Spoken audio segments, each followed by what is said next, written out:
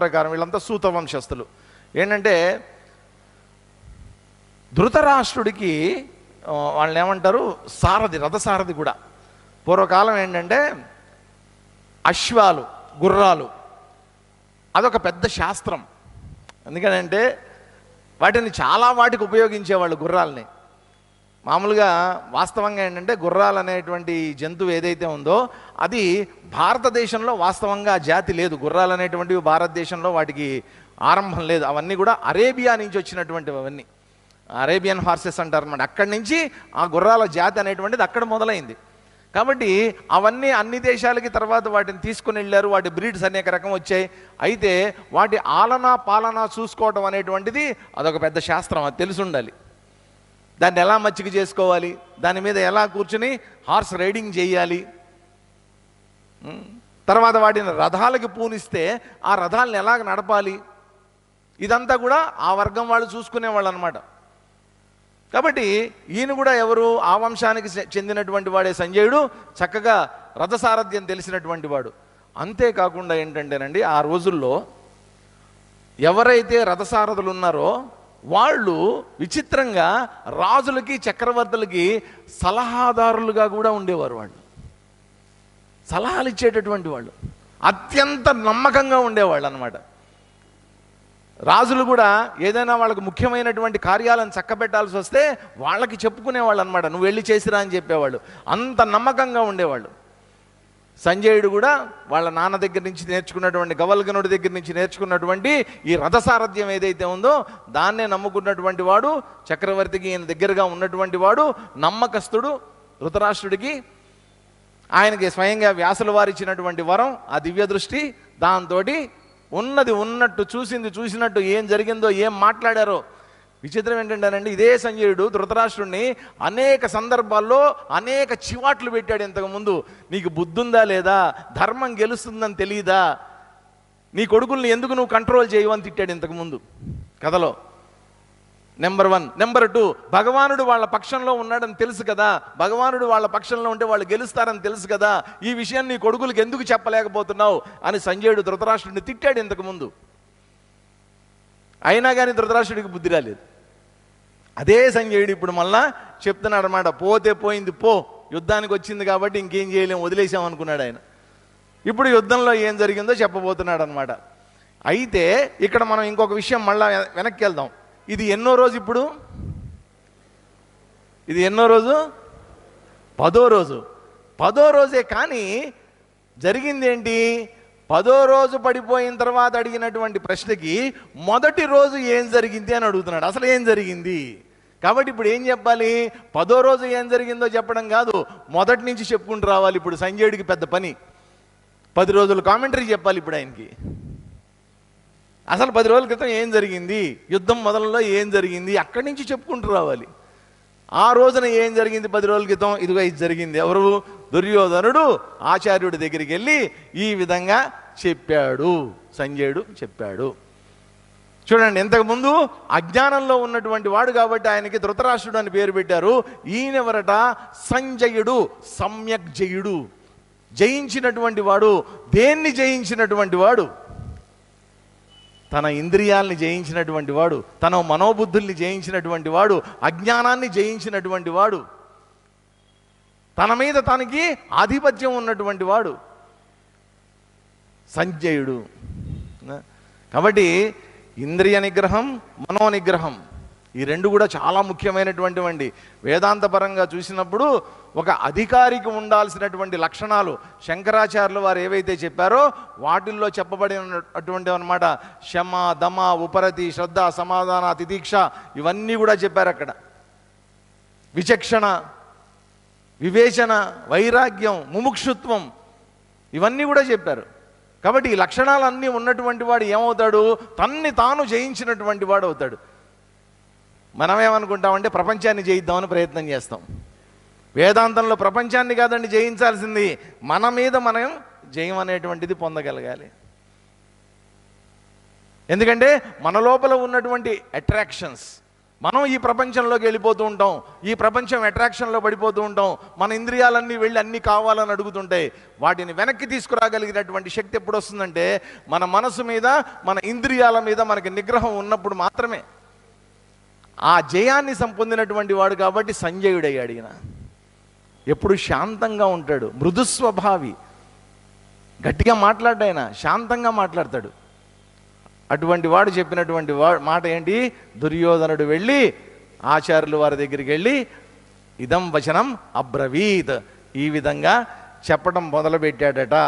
ఏమంటున్నాడు దుర్యోధనుడు? ఇక్కడి నుంచి దుర్యోధనుడు ఏమన్నాడో అది జరుగుతుందన్నమాట. కథలోకి వస్తున్నాం మనం. పశ్యైతాం పాండుపుత్రాణం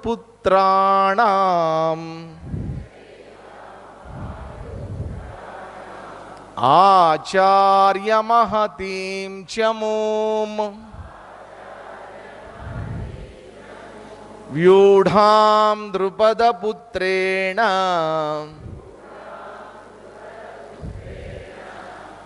తవ శిష్యేణ ధీమతా పశ్యైతాం పాండుపుత్రాణం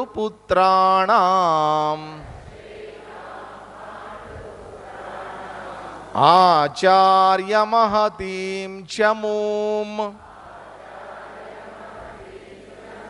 వ్యూఢాం ద్రుపదపుత్రేణ తవ శిష్యేణ ధీమతా. ఆచార్య, ఓ ఆచార్య. ఎవరు ఈయన? ద్రోణాచార్యులు వారు. ఎవరు ఇంతకీ? ఆయన చేసినటువంటి ఘనకార్యం ఏమిటి? పాండవులకి, కౌరవులకి, వీళ్ళందరికీ కూడా యుద్ధ విద్యలు నేర్పించినటువంటి వాడు ఆచార్య. తవ ధీమతాహ శిష్యేణ ద్రుపద పుత్రేణ, తవ ధీమతా శిష్యేణ, నీ యొక్క ధీమత, తెలివైనటువంటి మంచి ధీమంతుడైనటువంటి నీ యొక్క శిష్యుడు ఎవరైతే ఉన్నారో, ఎవడు వాడు ఎంతకీ? ద్రుపద పుత్రేణ, ద్రుపదుని యొక్క కుమారుడైనటువంటి వాడు. ఎవరాయన ఎంతకీ? దృష్టద్యుమ్నుడు.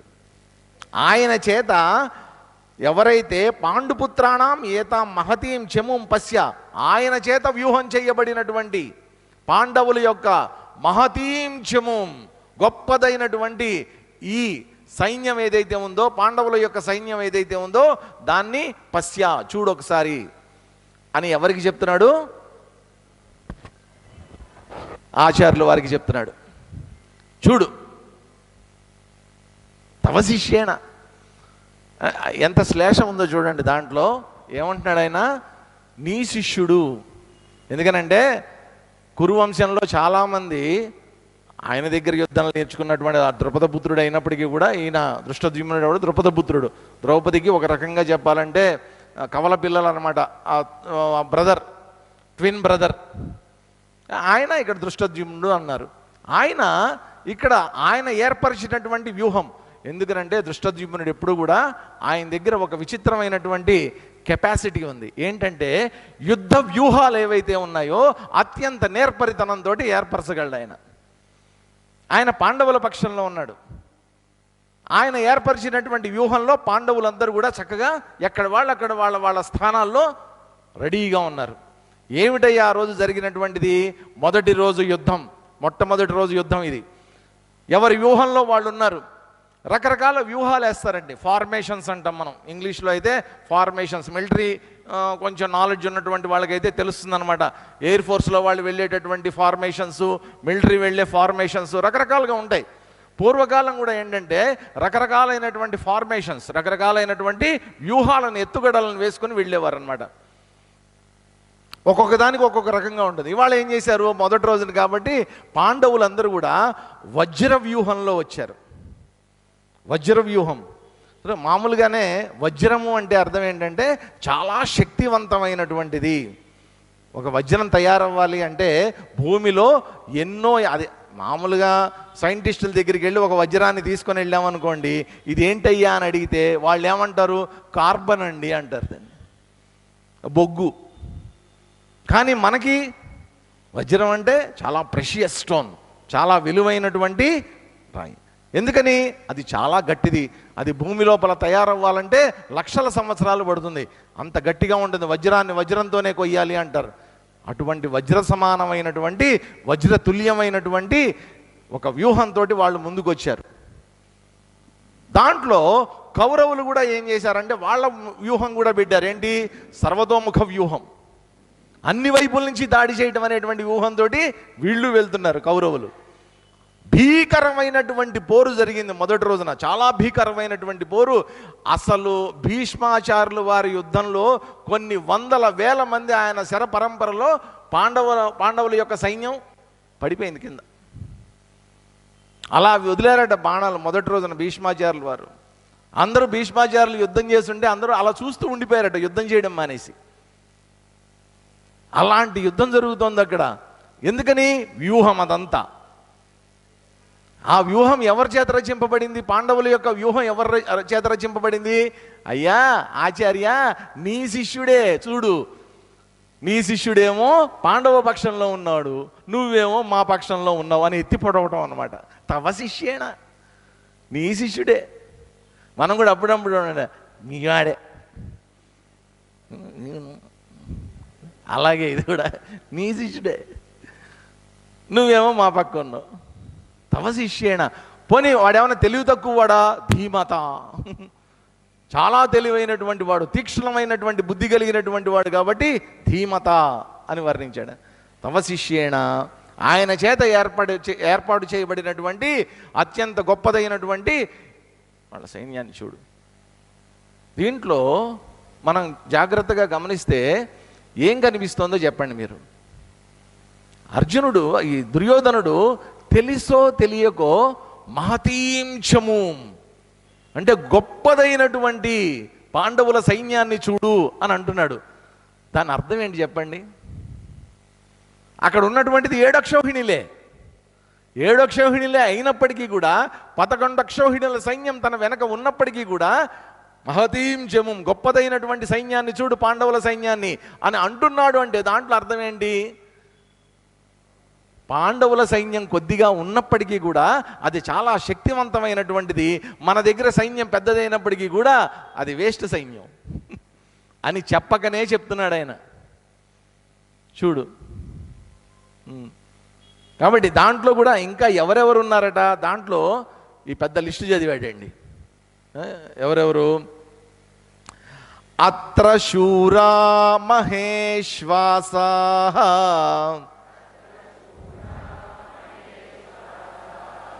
భీమార్జున సమాయుధి యుయుధానో విరాటశ్చ ద్రుపదశ్చ మహారథః అత్ర శూరా మహేశ్వాసాః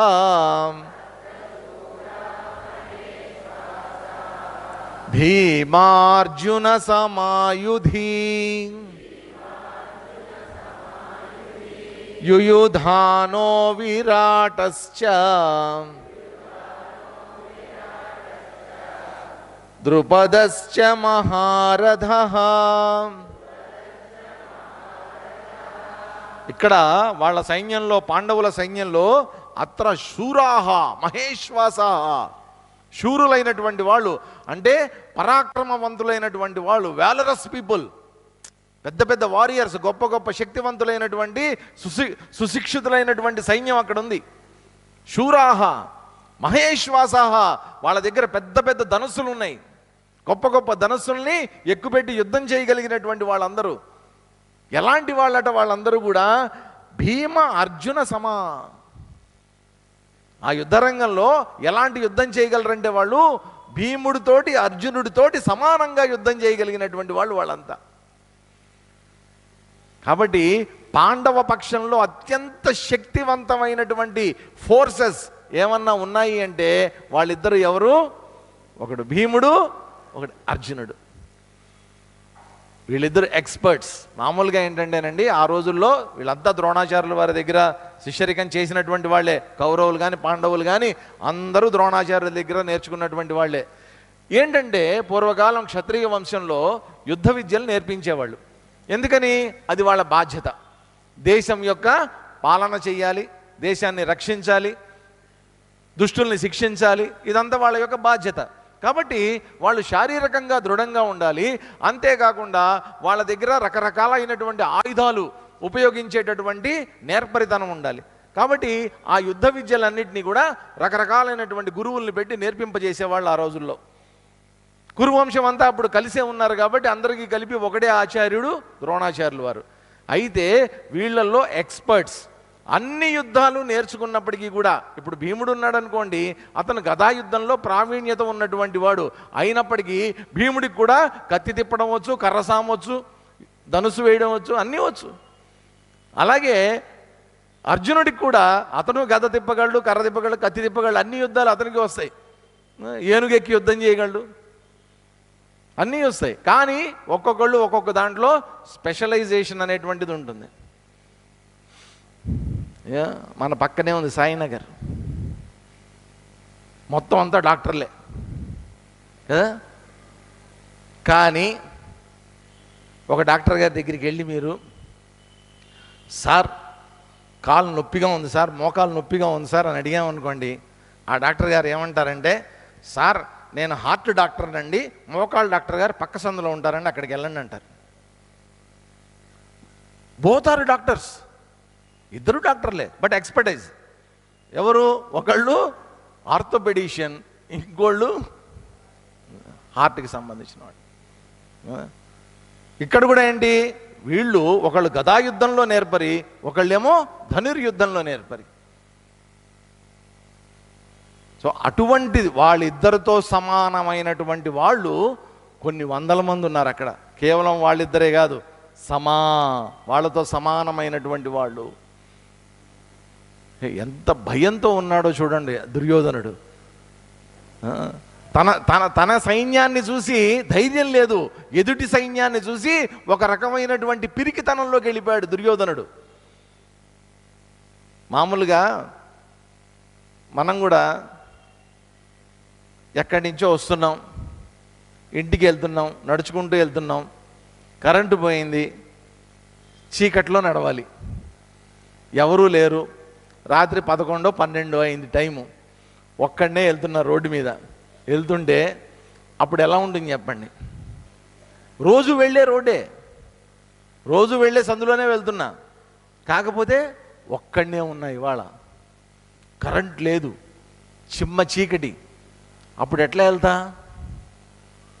బిక్కు బిక్కుమంటూ వెళ్తా. ఏం జరుగుతుందో, ఎటు నుంచి ఎవడొస్తాడో భయంగా ఉంటుంది. ఆ టైంలో ఏం చేస్తాం? మనకి ధైర్యం ఇచ్చేవాడు ఎవడన్నా కావాలి. ఎవడు లేడు అక్కడ. ఎవడు లేకపోతే ఏం చేస్తాం? మనమే ధైర్యం తెచ్చుకుంటాం. పోయిందే ఉంది దాంట్లో, ఏం కాదు అనుకుని ధైర్యంగా నడుస్తాం. లోపల భయం ఉంటుంది, పైకి మాత్రం ధైర్యాన్ని నటిస్తామన్నమాట కాసేపు. ఎందుకని? ఇల్లు చేరిపోతే చాలు, ఇంట్లోకి వెళ్ళిపోతాం. అప్పటిదాకా కాస్త ధైర్యాన్ని నటించుకుంటూ జాగ్రత్తగా వెళ్ళిపోతాం. దీంట్లో భాగంగానే బాత్రూముల్లో పాటలు పాడుతుంటారు అందరూ. బాత్రూమ్ సింగర్స్ అంటారనమాట వాళ్ళని. బయట పాడితే తిడతారని బాత్రూముల్లో పాడుకుంటుంటారు. ధైర్యం ఒక్కళ్ళే ఉంటారు కదా, ధైర్యం తెచ్చుకుంటారు. అలాగా తనకి తాను ధైర్యం తెచ్చుకోవడానికి, తనలో ఉన్నటువంటి అభద్రతా భావాన్ని, తన యొక్క పిరికితనాన్ని కప్పిపుచ్చుకోవడానికి దుర్యోధనుడు మాట్లాడుతున్నటువంటి వెకిలి మాటలు ఇవన్నీ కూడా. చూడవయ్యా ఎంతమంది ఉన్నారో, భీమార్జునులతో సమానమైనటువంటి యుద్ధం చేయగలిగినటువంటి వాళ్ళు. వాళ్ళ పేర్లను కొన్ని చెప్పారు. యుయుధానః, విరాటశ్చ, ద్రుపదశ్చ, మహారథుడైనటువంటి ద్రుపదుడు. ఇంకెవరు? భీమార్జున సమాయుధి, మహారథుడైనటువంటి ద్రుపదుడు. వీళ్ళందరూ కూడా అక్కడ యుద్ధం చేయడానికి వచ్చారు. వాళ్ళతో పాటు ఇంకొన్ని పేర్లు చెప్తున్నారు చూడండి. ధృష్టకేతుశ్చేకితానః, కాశీరాజశ్చ వీర్యవాన్, పురుజిత్ కుంతి భోజశ్చ, శైబ్యశ్చ నరపుంగవః, धृष्टकेतुश्चेकितानः काशीराजश्च वीर्यवान् पुरुजित् कुन्तिभोजश्च शैब्यश्च नरपुङ्गवः। दृष्टकेतुः चेकितानः वीर्यवान् काशीराजः పురుజిత్ కుంతిభోజ నరపుంగవ శైబ్య వీళ్ళందరి పేర్లు చెప్తున్నాడు. విచిత్రం ఏంటంటే దుర్యోధనుడికి వీళ్ళందరి పేర్లు గుర్తున్నాయి యుద్ధరంగంలో కూడా. వీళ్ళందరి పేర్లు ఎవరెవరు? దృష్టకేతువు, చేకితానుడు. దృష్టకేతువు ఎవరయ్యా అంటే దృష్టద్యుమ్నుడు కొడుకు అనమాట. ఆయన గారి కొడుకే చేకితానుడు. ఆయన వీర్యవంతుడైనటువంటి కాశీరాజు. ఈ కాశీరాజు కూడా వీళ్ళందరూ యాక్చువల్గా ఏంటంటే ఎక్కడో ఒక చోట పాండవులతోటి సంబంధం పెట్టుకున్నటువంటి వాళ్ళు వీళ్ళందరూ. అంటే బంధుత్వం కలిగినటువంటి వాళ్ళు. మనకి 3 క్యారెక్టర్లు కనిపిస్తాయి: అంబ, అంబిక, అంబాలిక. అవసరం వచ్చినప్పుడు చెప్పుకుందాం వాళ్ళ గురించి. ఆ ముగ్గురు ఎవరైతే ఉన్నారో స్త్రీలు, వాళ్ళ యొక్క తండ్రి ఎవరైతే ఉన్నారో ఆయన కాశీరాజు గారు అనమాట. ఆయన పురుజితు, కుంతిభోజుడు, ఇంకా నరల్లో శ్రేష్ఠుడైనటువంటి వాడు శిబి చక్రవర్తి యొక్క కొడుకు శైబ్యుడు. శిబి చక్రవర్తి దాన ధర్మాలకి అత్యంత ప్రతీక అనమాట. ఆయన చాలా గొప్ప త్యాగమూర్తి ఆయన శిబి చక్రవర్తి. కాబట్టి ఆయన శైబ్యుడు. వీళ్ళందరూ కూడా పాండవ పక్షంలో యుద్ధం చేయడానికి వచ్చారట. ఇంకా ఎవరున్నారు? యుధామన్యుశ్చ విక్రాంతః ఉత్తమౌజాశ్చ వీర్యవాన్ సౌభద్రో ద్రౌపదేయాశ్చ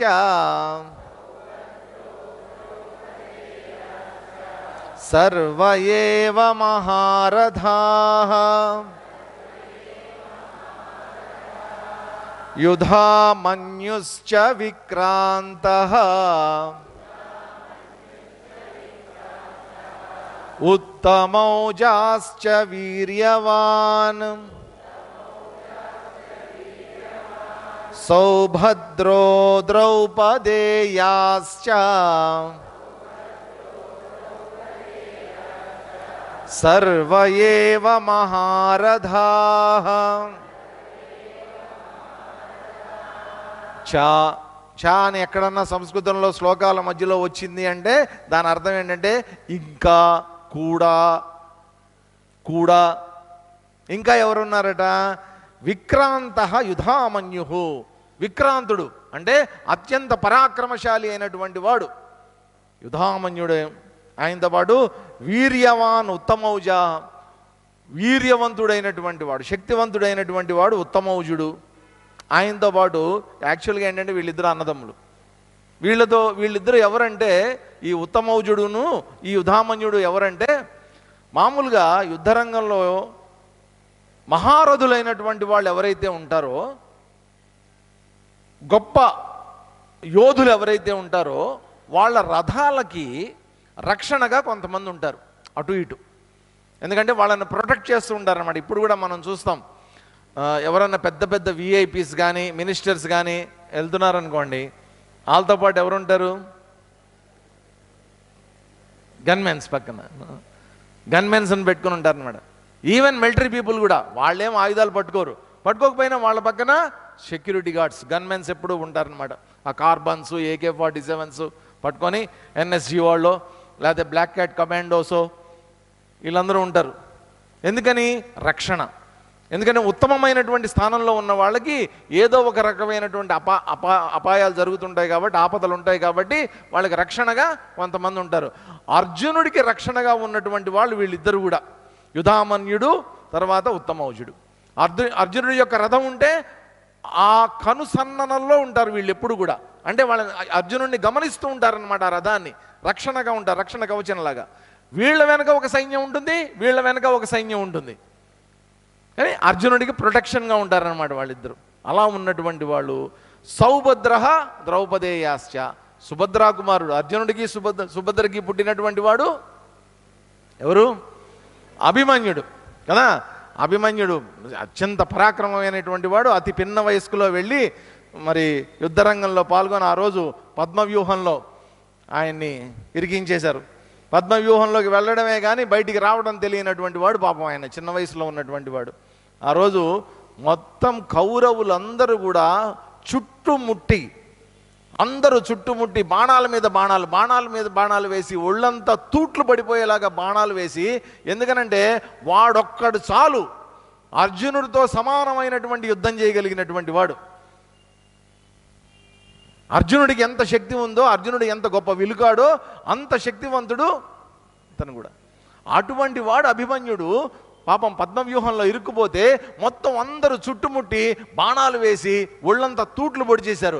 అయినప్పటికీ కూడా కూలిపోయినటువంటి రథంలో ఆ చక్రాన్ని తీసుకుని ఆ చక్రంతో యుద్ధం చేసి అందరినీ కింద పడేసినటువంటి వాడు. ఆ చక్రంతోనే అనేక మంది సైనికులను చంపేశాడు ఆయన. అంత శక్తివంతుడు అతనితో పాటు ద్రౌపది పుత్రులైనటువంటి వాళ్ళు, అంటే ఉప పాండవుల యొక్క పిల్లలు, ద్రౌపది ద్వారా వచ్చినటువంటి వాళ్ళు ఉప పాండవులు. వీళ్ళందరూ కూడా వీళ్ళంతా సర్వే మహారథాహ, వీళ్ళందరూ కూడా మహారథులు. ఆ రోజుల్లో ఏంటంటేనండి రకరకాలైనటువంటి పదవులు ఉంటాయి, సైన్యంలో కూడా పదవులు ఉంటాయి అన్నమాట. మనం కూడా ఉంటాయి, మనకేవో కల్నలు, లెఫ్టినెంట్ కల్నలు, ఏవో రకరకాలు ఉంటాయి కదా, గ్రేడ్స్, కెప్టెన్, ఇట్లాంటి లాన్స్ నాయక్, ఇటువంటివన్నీ ఉంటాయి, గ్రేడ్స్ ఉంటాయి. దాంట్లో కూడా ఏంటంటే రథులు, మహారథులు, అర్ధరథికులు, ఇట్లా రకరకాలు ఉంటాయి. అక్షౌహిణులు, దానికి ఒక క్యాలిక్యులేషన్. ఒక అక్షౌహిణి అంటే ఇంతమంది దాంట్లో రథికులు ఉండాలి, ఇన్ని ఏనుగులు ఉండాలి, ఇన్ని గుర్రాలు ఉండాలి, ఇంతమంది పదాతి దళం ఉండాలి, ఒక క్యాలిక్యులేషన్ ఉంటుంది. అలాగా ఈ రథులు, అర్ధరథులు, మహారథులు ఇదంతా ఏంటంటే వాళ్ళకు ఉండేటటువంటి శక్తుల్ని బట్టి ఈ డిజిగ్నేషన్స్ ఇస్తారనమాట. వీళ్ళందరూ ఎవరయ్యా? ఇప్పటిదాకా నేను చెప్పినటువంటి ఈ పేర్లు కలిగినటువంటి వాళ్ళందరూ కూడా సర్వే మహారథాహ, గొప్ప గొప్ప రథాలని అధిరోహించినటువంటి వాళ్ళు, గొప్ప గొప్ప సైన్యాన్ని వీళ్ళందరూ కూడా లీడ్ చేసి ముందుకు తీసుకెళ్తున్నటువంటి వాళ్ళు. ఇక ఆ రణరంగం ఎలా ఉంటుందో ఒక్కసారి ఊహించుకోండి. ఎన్ని లక్షల మంది అక్కడ చేరి ఆ శమంత పంచకంలో అత్యంత శాంతిపూర్వకంగా ఉండేటటువంటి ఆ శమంత పంచకంలో ఈ కురువంశస్థులందరూ కలిసి యుద్ధం చేయడానికి వచ్చారు. కాబట్టి ఆ కురుక్షేత్రంలో భయానకమైనటువంటి యుద్ధరంగం అది.